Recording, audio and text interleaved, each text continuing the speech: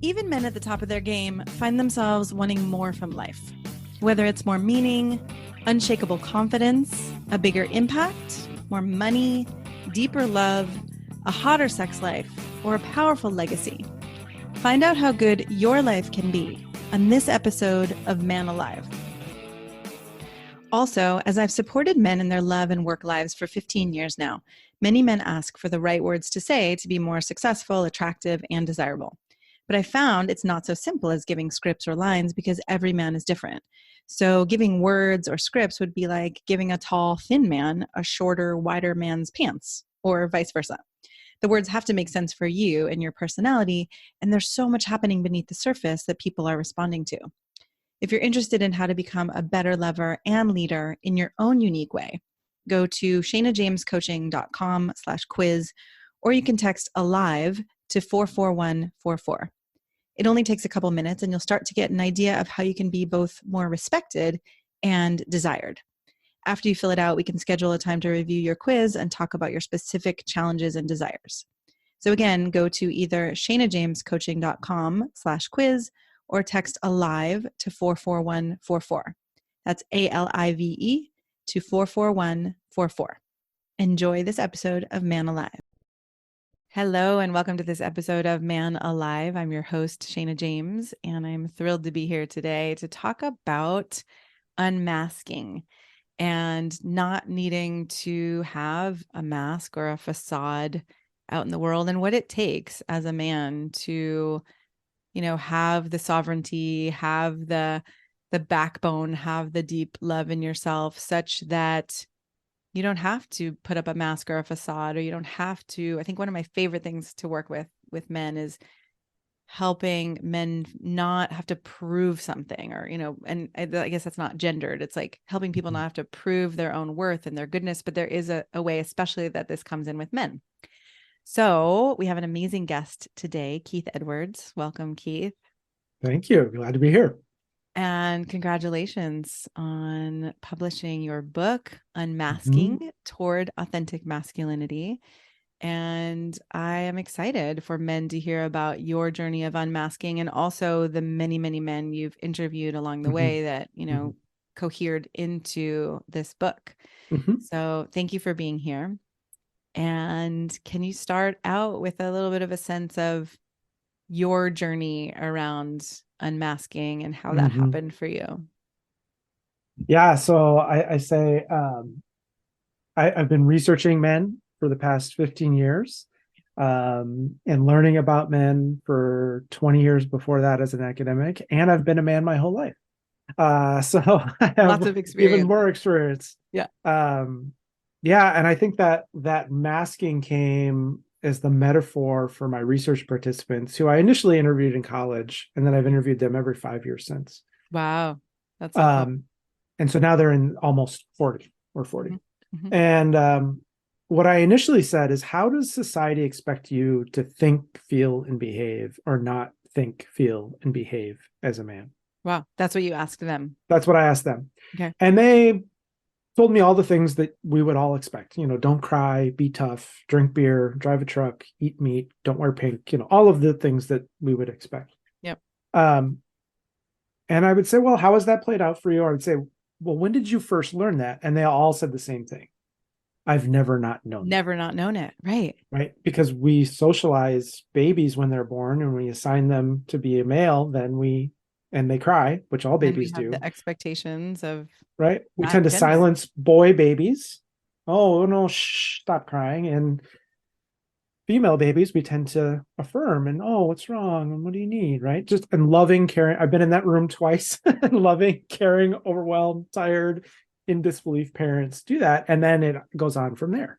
Yep. Right. From siblings and parents and teachers and media and everything. But then eventually in the interviews, they would all sort of like pause and look around, make sure no one was there. No one's listening. When it was just us in the room, and they would say, that's not me. Really? And I would go, oh, yeah, tell me about that. And they would say, I fake it. I fake it. I fake it. I put on this performance. It's like wearing a mask. And I know that it comes naturally for everybody else. but it doesn't come naturally for me. Interesting. So there's an So assumption, like I'm yeah, comparing everybody their else is fine. outsides with my inside or I'm the whatever way. strange entity that it doesn't just come naturally to. Yeah. And I fake it. I drink more than I want to. I hook up with people I don't want to. I pretend I don't study and I don't buy the book and I don't go to class when I really do when no one is looking. I really study. Wow. They had all these strategies and they all had the same secret. And when I brought them together for a focus group, they didn't really talk because they were worried that That I the told them other my men. secret. He's going to tell them my Mhm. secret. And when I finally was like, you all said the same secret.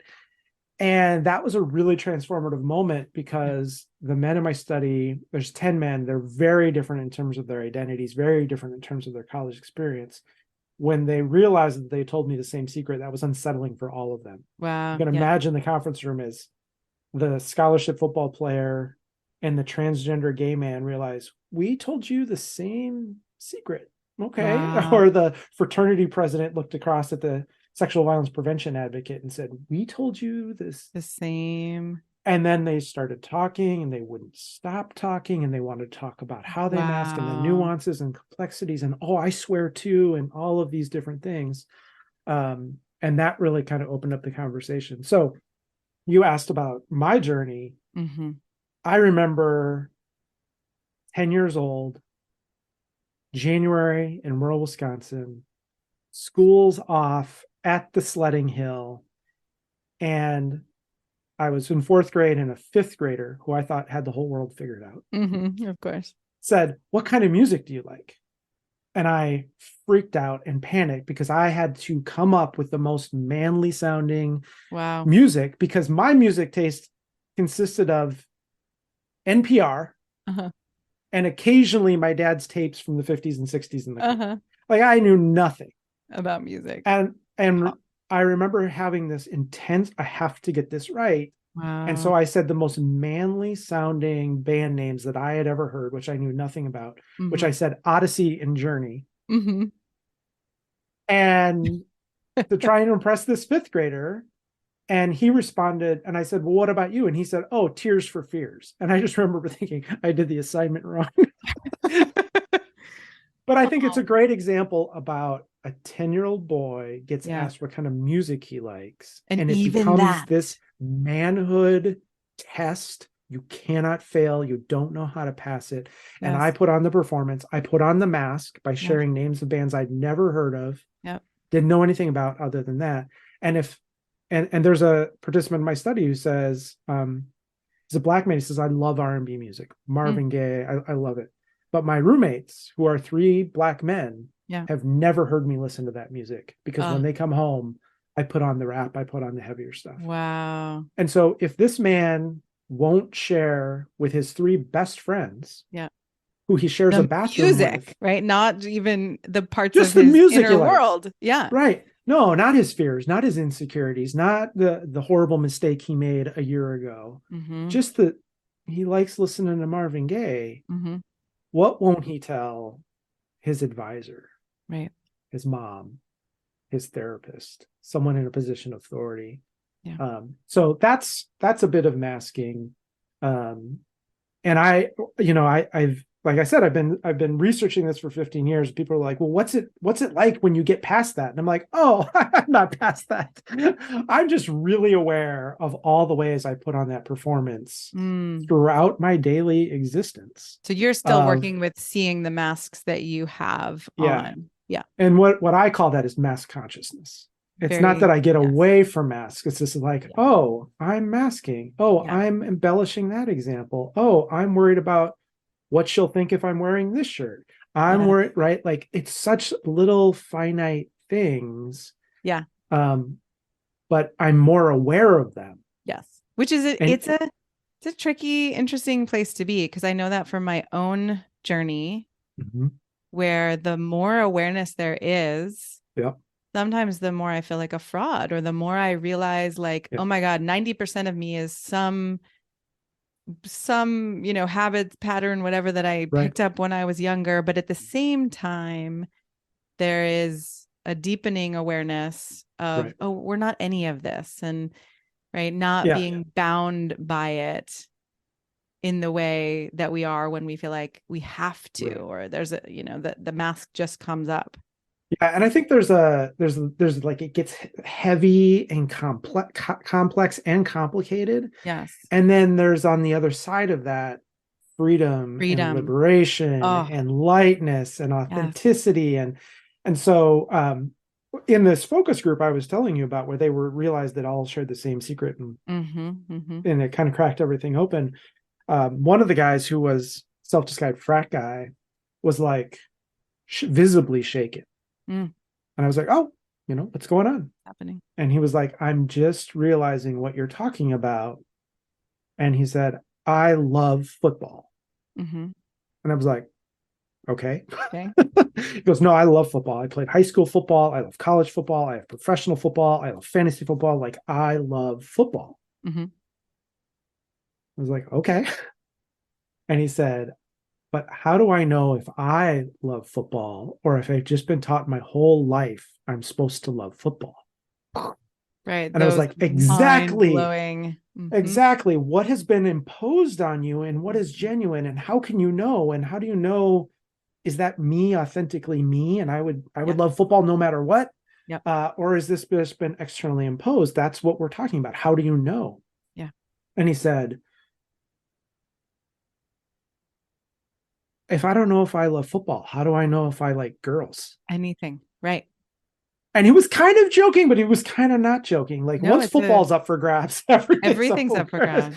But he Mm-hmm. was sort of like, I've definitely been told my whole life I'm supposed to like football, and it feels authentic to me, but I don't know. And I've definitely been told my whole life I'm supposed to like girls, Yep. and it feels authentic to me, but like, I wonder, have I Yep. ever thought about that? And I think that's just a great sort of tangible example. It also points to how trans men and gender nonconforming folks can be such models, because they just said, to Models. hell with all of this. I'm forging my own path, No, right? I mean, the which more in many time I ways is what we want spend, all of us to do. yeah, the more time I spend with people who don't identify, who are non-binary, gender fluid, whatever, it's like Yep. my mind gets blown, like open, open, open, Yeah. open, where you Yeah. can finally taste the humanity, right? Versus like, Right. and the courage to even ask ourselves those questions. Yeah. Do I really like women?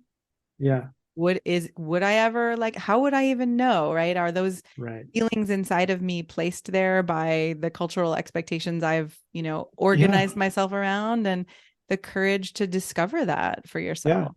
And if that's scary, just say, is my musical taste dictated by how I've been socialized around my race, my Right. gender, Right. You don't my have to go to the class, scariest thing right? It's first. just music. How Yep. about the movies and TV shows you like? Mm-hmm. Has that been sort of guided and nudged by messages about Hobbies, masculinity or activities. femininities, or Mm-hmm. anything? Yeah. Yeah. All of that.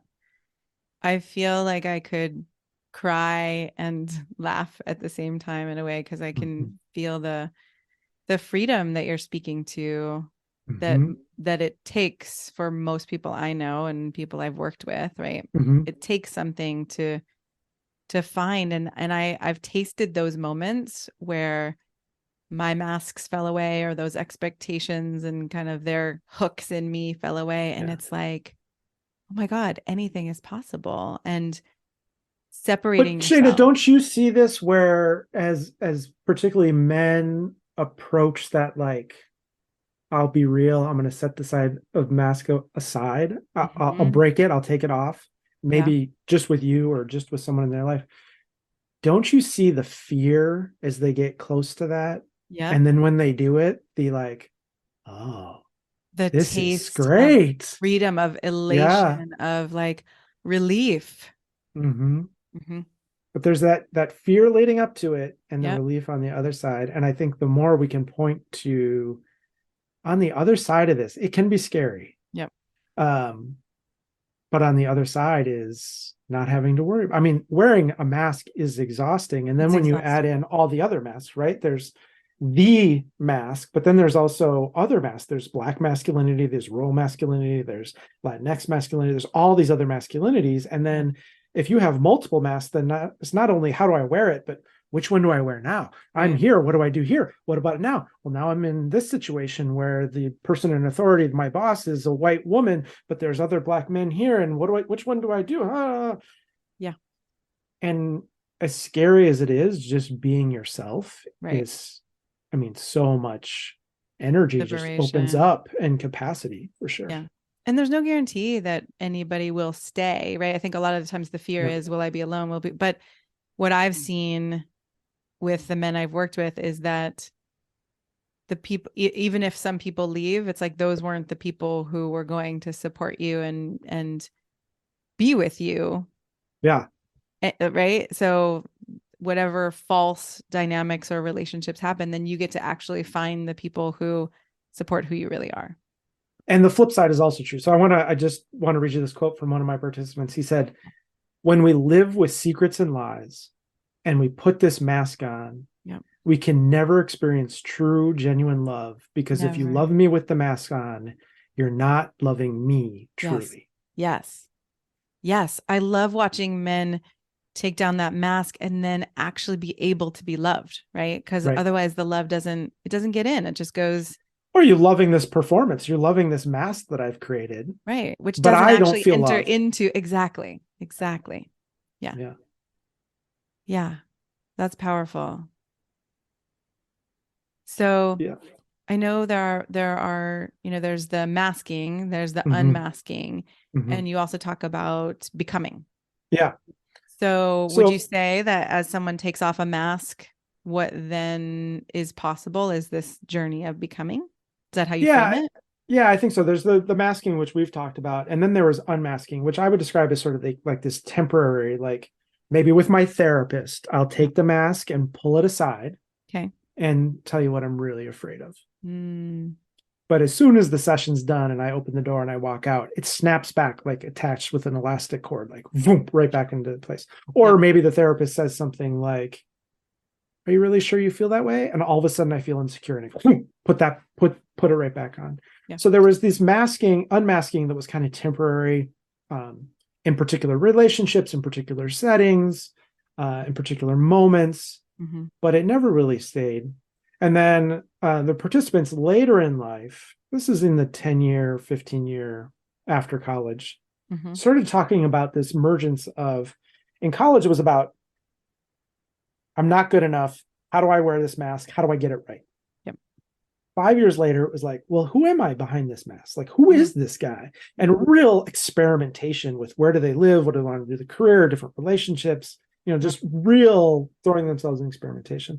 And then in the 10 years after, in their early 30s, and really, I would say their 30s, and I don't think this is about age. It's not about getting older. It's about growing up, which are different things. Different. But they would talk about, I now know who I am, Mm-hmm. but I don't always do that. Mm. And so Okay. the initial challenge was, who am I? Mm-hmm. And who do I want to be? Who do I aspire to be? That's an identity Yes. question. Then there's like how do I align my actions with that? Exactly. Yeah. Right. So I'm someone who always confronts sexism and sexist comments when they come up. And I didn't 3 times this week. Mm-hmm. And I thought the identity would get figured out intellectually, and then we would see if the actions would follow. And what the research taught me is that those identity and integrity were in conversation. Oh, interesting. So I would say I'm someone who always confronts sexist comments, yep. but I didn't. Maybe I need to change my identity. Maybe I shouldn't think of myself that way. Or maybe I should do that more often. But they were in conversation. And that's sort of a way that sort of someone doesn't live up to. But then there's also things where people like say, I'm just not a very good listener. I've gotten that feedback my whole life. But lately, people have been telling me that I'm a really good listener and they feel seen and heard with me. So maybe I need to change that concept of myself. Interesting.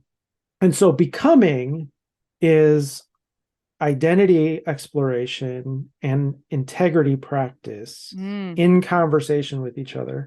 And those are hard and difficult and heavy lifts. But if you do that enough, then you get toward this kind of idealistic place where, remember, we visit but we never stay, of integration. Okay. Where it's less effort, right? Like there's a very effortful, like, who am I and who is this person and what do I like and what do I not like and who do I want to become and who do I want to aspire to be? And then there's also like I'm just going to be me. Yeah. Right. Where it's less rigorous and it's just kind of flows. And same with integrity, right? There's this working hard at it, speaking up more often, being a better listener, really practicing, really grinding, really like doing that work. Yeah. And then there's just like, let's see how it goes. And if it goes well, great. And if it doesn't go well, then I'll do better the next time, which is just a little bit more flow. Yeah, it reminds me of the unconscious competence to incompetence, right? Like, okay, first we started as unconsciously incompetent, then we're consciously incompetent, then we're consciously competent, and then eventually we're unconsciously competent because it's like that, oh, the effort isn't there. And I love that you called it integrity practice because I think it can, especially from a masculine, traditionally masculine frame, it's like you should have integrity and you should be your word and you should do what you say you're going to do and all that. But as you're discovering who you are and as you're taking actions, like you said, it's like one feeds the other and you realize, oh, I'm not who I say I am. Is that because I don't actually want to be that person? Or is that because I'm not acting in alignment with who I truly deeply know myself to be because of the fear or the expectations? Or so I love that you framed it as practice, and that I think relieves some of the pressure of, woof, once I know my integrity, that's who I am, and I'm somehow bad or wrong or unmanly if I don't act it. Well, and it's not a one-time thing. It's not like you are a person of integrity or not.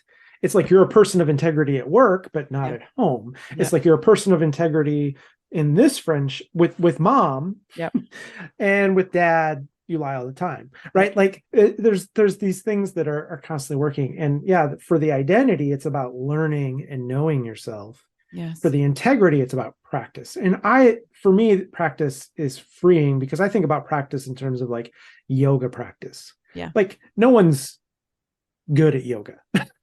Right. But you keep practicing. Or for me, meditation, like nobody knows how to meditate and can do it. Like everybody is just like, well, that was a disaster. But the last 2 minutes, I kind of feel like I did it right. And so this ongoing practice is what's important. And so the knowing, doing, and then you get to this point where you can just be. And these, I think, are the people who move through life very effortlessly. They have that sort of inner critic handled. They know who they are. Yeah. They know who they're be, but they're not perfect. They don't have it all figured out. No, that's the thing. I don't want to paint that picture because I think we can in some ways effortlessly flow through certain life or situations, and then we hit the edge of our comfort zone, and then it's like, oh fuck, the inner critic has come back, and and to not make ourselves wrong about that either, because I'm supposed to be some perfect person who's now just being. Right. But these people are the ones who, when they mess up, they go and someone says something, oh, hey, thanks, I really appreciate that. That's really helpful. And you just go, oh, you didn't turn that into a whole thing and activate. They just kind of go, yeah, you're right. I can do better at that. Thanks. That's really great. And they don't turn it into this spiral. But I think the identity too is about vulnerability. You have to be willing to take that mask off and like, who am I? Like, who is this person really? And then integrity is about accountability from others and for yourself. Like, oh, I just lied about that. Okay. Why? What was going on there? What was I pulled to? What was I afraid of? What did I want to communicate? And so the vulnerability and accountability then lead to that authenticity. Yeah. Where you could just show up as you are, not perfect, not having it figured out, but genuine and authentic. And if you like that, great. And if you don't, okay, I'm open to thinking about it, but I'm also not going to change who I am just because you don't like it or just to try to please you. Yeah, it really, I mean, this is really powerful for those people pleasers who are trying to get, trying to know they're good by looking to the outside and to actually take that back. Right. Yeah. And if you can figure out who you aspire to be, which is self-awareness, and then try and do that more often, which is the task of self-management, and then let them talk to each other and be in conversation. Let who talk to each other? The parts inside of you? Let self-awareness inform your integrity and how you're doing, right? And let, I'm showing up in this way consistently. Maybe I need to change my sense of myself in these ways to better align. I love it. Is there anything else that you feel like we're not diving into or tapping into yet that feels important? Yeah, I think I wrote the book for two audiences. One, I wrote it for men Mm-hmm. who see themselves in this, want to have greater mass consciousness, begin to unmask this process of becoming, and to really be helpful in them and sort of guiding them along the journey. Because my participants say, having had these conversations, I see this everywhere. Like I see my uncle as just a mask. Like, what is he doing? I don't even know that person, right? And my research is all just listening to them. There's no intervention. I'm not providing any coaching, any therapy, Wow. any nothing. Like I'm just asking them Just questions listening. and listening Mm-hmm. to them.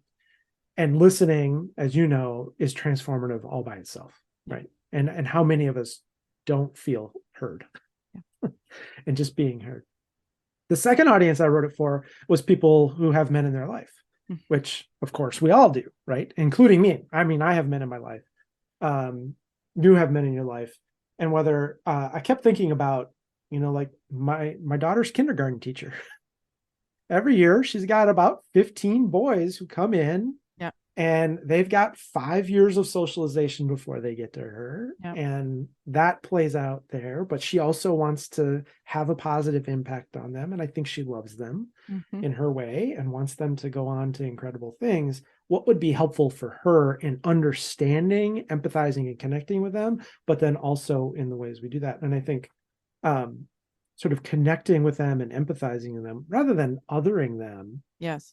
Or some people say, well, men have privilege and power and dominance, and so we just need to like create less space for them and more space for other people. Well, yeah, but men as a group No, are it doesn't. powerful. Yeah. Individual men often feel powerless because Totally. men as a group are in Are power, yeah. I'm right? And actually so, working on a talk on like liberating the true masculinity in a relational way. Like you're saying, mhm, it's the relationships, it's the people who are in charge who create those dynamics where we get to free each other, right? And then a kindergarten teacher gets to help these young boys be free of those boxes. right. And how does lovers, mothers, daughters, Mm-hmm. um, Also I play a have a role. Yeah, and I have a group of four of us that were friends in college. We're talking tonight. We talk here once a week. Yeah. Thanks to COVID, we now Zoom when we can't get together because we're all spread out. But like, there's not much that I can fool them because they've seen the masks, they've seen it off, they've seen it on, they've seen how it changed over time. I know theirs, they know mine, Yeah. and we can be playful with that, but we can also hold each other accountable to that. Yeah. Point it out. I don't think you really feel that way. I think that's what feel like you're supposed to. Right. I think that's part of the mask versus Right. who Is you that a told part of me the that you mask? actually are, or who you show me that you are. Right. Mm-hmm. Mm-hmm. And so I think the thing I would add is I wrote this to help men through their own journey, but then also for all of us to help men in their lives and be like, I had this interaction with you and it just didn't feel like I was talking to you. Mm-hmm. Like, can I just talk to you? Yeah. Can In we those kind little of get moments. curious about that together and see, Yeah. like you said, right? If it's not taken in as a personal attack, if there's a willingness to look at ourselves and see, oh, was that me? Was that not me? Yeah. Was that, how in integrity was that for me? Right. Then we all get to grow together. And I think it's a real challenge, particularly when we are in a position of authority with men, Mm-hmm. where they're showing us the mask. And how do we try and interact, engage the man behind the mask when all he wants to show us is the mask? Yeah. You got to have a little leap of faith, Yeah. right? You have to a little bit like, I'm not sure this is really you. Yeah. And people always ask me, what questions did you ask to get these men to share these things? And I'll tell you, the questions are so obvious. Like, Yeah. how does society expect you to be? How does that work for you? Like, the questions are not brilliant. There's no brilliance in the questions. Yeah. The magic was in the listening. Yeah. And the listening that comes through your care and love and curiosity rather than Yep. judgment and, expectation. Right. And Or because I wanting to be hear that in right. everything you're saying. Yeah. Yeah. Wanting to be right. Right. I hear that in everything you're saying and in imagining you being with these men. I don't feel an ounce of judgment of who they are or what they're going to show you. Yes. And part of that was the research process, which they're research subjects. So I just have to assume that they are brilliant about their life experience. Mm-hmm. Now, what happened if we talked with everybody That as though way. they were That was my next thought, brilliant right? What happens? experts on their life Go out experience? into the world. Yes. Right. But so often we're skeptical or we're unsure or we're evaluating. Do I think she's really smart or do I think she cares? I don't know. We'll see. And instead just assuming whatever you're bringing, you are genius about that experience. And I love the Zen notion of beginner's mind. Which I use in workshops to give people a chance to like see things through a new perspective. But what if you went home to the person you've been living with for the past 28 years and asked them a question and didn't already know what you think they're going to say? Yeah. Like, where would you like to go out to dinner? She probably wants to go out for Chinese, right? What if you just skip that and went like, where do you want to go for dinner? To me, that opens up a whole different type. I mean, I think that's why my book, Honest Sex, right? It's like, how do you actually be honest with each other instead of, I already know you, I know who you were, that must be who you are now. It's like we allow each other to evolve. And then the intimacy that happens when we don't fill in the blank of who I think you are, but I let you show me on a regular basis. Yes. And I think it's, it's scarier. It's scarier to not know who someone is and not put them in a box, because are you going to stay if if you change? Yeah. Or takes courage. But that's what we get to do in committed relationships is change and say, I don't like Chinese anymore. I used to, and it's not for me anymore. And now you committed to being here. So let's try something different. So let's try it, right? Let's be on the same team here. And let's be on the same team. And if we try it and you don't like it, then that's fine. But let's at least be honest. Let's at least, and let's listen to each other. Because I think sometimes the way I listen, the way I don't listen, I just get that person's story again. Totally. Right. I fill in the gap. They fill in the gap. They go to what's comfortable. They go to default mode. But if I'm really listening, then they go, wow, you're really listening. I really want to figure out what I want here. Yeah. Right. There's if you're slowing down and actually taking in, they start to slow down. Right. And they start to actually ask themselves a question versus you, like you said, just that off the cuff surface, blah, blah, blah. Nobody's really listening. So why even bother? Right. Yep. Or we do it while we're on our phone and we're listening to this and one kid's talking to us and the other kid's talking to us. I mean, this is the challenges of the life of the modern world. Right. Yeah. So I'm really so grateful. Deep listening. Yeah. I'm so grateful that you wrote this book and that you're sharing with men the experiences of other men, because I think that really humanizes it and normalizes it. And there's a lot of embarrassing stories about me too in there too. So. Awesome. Thank you for being willing to do that. Yeah. I think that, I mean, I couldn't not be vulnerable and use myself as an example of we can't ask others to go first, right? How we can mess up on the journey and what the journey can offer us. Yeah. Thank you for the courage it takes to do that. Yeah. My pleasure. Where can people find your book and more of your work? Yeah, the book, Unmasking Toward Authentic Masculinity. You can find it Amazon, everywhere you get your books, wherever that you prefer to do that. If it's not at your local bookstore, ask them to have it. That would be great. Awesome. The best place to connect with me is just keithedwards.com, which is my website. And the thing that I would love for folks to do is I have a newsletter that I send out the first Saturday of every month. And I just share what I'm learning, 3 or 4 things I'm learning, 3 or 4 things I'm contributing, and 3 or 4 things that are inspiring me. And it's free. There's no pitches. There's no sales. There's no nothing. It's just a fun thing that I love to do. And it's a great way for folks to stay connected. Awesome. Did you say the website? KeithEdwards.com. Great. We'll put in the link too. Yep. Perfect. And the newsletter is easy to find there. Awesome. Thank you so much. And I definitely recommend checking out this book and all of the work that you're doing. And thank you for going first. Yeah, thank you. And I appreciate you inviting me and having me and everything that you bring to this conversation. This has been a delight. Awesome. Thank you. I'm so glad you joined us for today's episode of Man Alive. I hope you enjoyed our conversation and it gave you something to consider and explore in your life. If you like what you heard, I'd be so grateful for you to subscribe and write a quick review that helps men like you find us. And again, head over to shanajamescoaching.com/quiz or text the word ALIVE, ALIVE, to 44144 to get a sense of how you can become a better lover and leader. You'll start to see how you can be both more respected and desired in your unique and genuine way. If you don't feel as confident or as excited about life or love as you'd like to be, this quiz is a really great starting point and will guide you toward a more passionate love life and a more inspiring and successful career. So again, text ALIVE, ALIVE, to 44144 or head over to shanajamescoaching.com/quiz. Join us each week for a new episode of Man Alive.